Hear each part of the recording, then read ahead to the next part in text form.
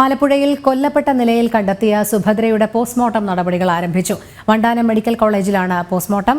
എന്നാൽ കൊല്ലപ്പെട്ട സുഭദ്രയെ അറിയാമെന്ന് മാത്യുവിന്റെ കുടുംബം. മാത്യുവിന്റെ ഭാര്യ ഷർമിളയും സുഭദ്രയും തമ്മിൽ സാമ്പത്തിക ഇടപാടുകളുണ്ടായിരുന്നു.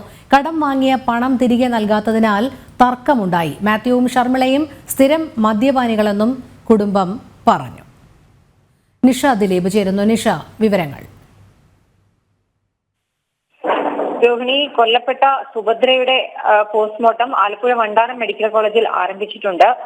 എത്ര കാലത്തെ പഴക്കം ഈ മൃതദേഹത്തിനുണ്ട്, അല്ലെങ്കിൽ എന്നാണ് സുഭദ്ര കൊല്ലപ്പെട്ടത്, ഏത് രീതിയിലാണ് സുഭദ്രയെ കൊലപ്പെടുത്തിയത് എന്നുള്ള കാര്യങ്ങളൊക്കെ പോസ്റ്റ്മോർട്ടത്തിലൂടെ വ്യക്തമാകുമെന്നുള്ള പ്രതീക്ഷയിലാണ് പോലീസ് ഉള്ളത്. 1 മാസത്തെ പഴക്കമുള്ളത് കൊണ്ട് തന്നെ മൃതദേഹം ഏതാണ്ട് ജീർണിച്ച അവസ്ഥയിൽ തന്നെയാണുള്ളത്. ഇന്നലെ മൃതദേഹം പുറത്തെടുത്ത സമയത്ത് തന്നെ രൂക്ഷമായ ഗന്ധമൊക്കെ അവിടെ ഉണ്ടായിരുന്നു. എന്തായാലും ഈ പോസ്റ്റ്മോർട്ടം നടപടികൾ ആരംഭിച്ചിട്ടുണ്ട്. മാത്രമല്ല, മറ്റൊരു കാര്യം, കൊല്ലപ്പെട്ട സുഭദ്രയെ നന്നായി അറിയാമായിരുന്നുവെന്ന് മാത്യുവിന്റെ അച്ഛനും അമ്മയും വെളിപ്പെടുത്തിയിട്ടുണ്ട്. നമ്മൾ ഇന്ന് രാവിലെ അവരോട് സംസാരിച്ചു. സുഭദ്ര ഇവരുടെ വീട്ടിൽ, അതായത് മാത്യു ഷർമിളയെ വിവാഹം കഴിക്കുന്നതിന് മുൻപ് സുഭദ്ര ഇവരുടെ വീട്ടിൽ വന്ന് 2 ദിവസം താമസിച്ചിട്ടുണ്ട്.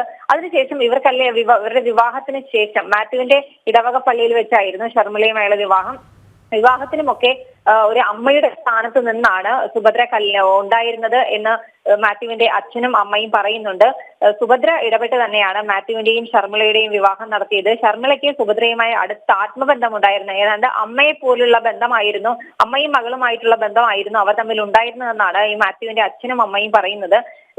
മാത്രമല്ല, ഈ ഷർമിള എന്ന് പറയുന്നത് മംഗലാപുരം സ്വദേശിയാണ്. ഇവർക്ക് അച്ഛനും അമ്മയും ഒന്നും ഇല്ല. അതുകൊണ്ട് തന്നെ വളരെ ചെറുപ്പത്തിലെ ഇവർ സുഭദ്രയ്ക്കൊപ്പം തന്നെയാണ് കഴിഞ്ഞിരുന്നത്.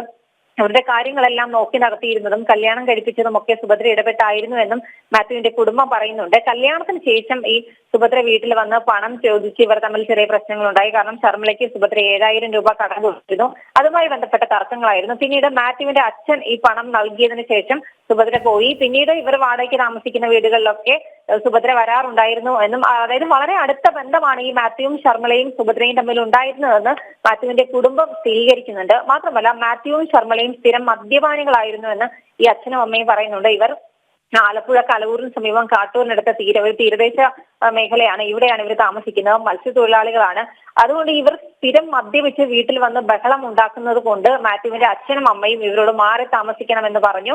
അങ്ങനെ ഇവർ മാറി താമസിച്ചു. ഈ നിലവിൽ ഈ സംഭവം നടക്കുന്ന, അതായത് ഈ സുഭദ്രയെ കൊലപ്പെടുത്തിയ വീട് എന്ന് നമ്മൾ പറയുന്ന കോർത്തുശ്ശേരിയിലെ വീട്ടിൽ വെച്ച് ഷർമിള മാത്യുവിന്റെ കയ്യിൽ വെട്ടി പരിക്കേൽപ്പിച്ചു. ആ സമയത്ത് ഈ അച്ഛനും അമ്മയും അവിടെ പോയതാണ്. അവിടുത്തെ പരിസരവാസികൾ വിളിച്ച സമയത്ത് അവിടെ പോയതാണ്. മാത്യുവിനെ ആശുപത്രിയിൽ എത്തിച്ചതൊക്കെ അവരാണ് എന്നൊക്കെ പറയുന്നുണ്ട്. എന്തായാലും ഷർമിളയെ കുറിച്ച് വളരെ നല്ല അഭിപ്രായമൊന്നും ഈ അച്ഛനും അമ്മയ്ക്കും ഇല്ല. ഒരു ക്രിമിനൽ സ്വഭാവമുള്ള ഒരു സ്ത്രീ തന്നെയാണ് ഷർമിള എന്ന കാര്യം മാത്യുവിന്റെ കുടുംബവും സ്ഥിരീകരിക്കുന്നുണ്ട്. ഇവരെ രണ്ടുപേരെയും നിയമത്തിന് മുന്നിൽ കൊണ്ടുവന്ന് ഇവർക്ക് പരമാവധി ശിക്ഷ നൽകണമെന്ന് തന്നെയാണ് മാത്യുവിന്റെ കുടുംബത്തിന്റെ പ്രതികരണം. രോഹിണി. ശരി, നിഷ ദിലീപാണ് വിവരങ്ങൾ നൽകിയത്.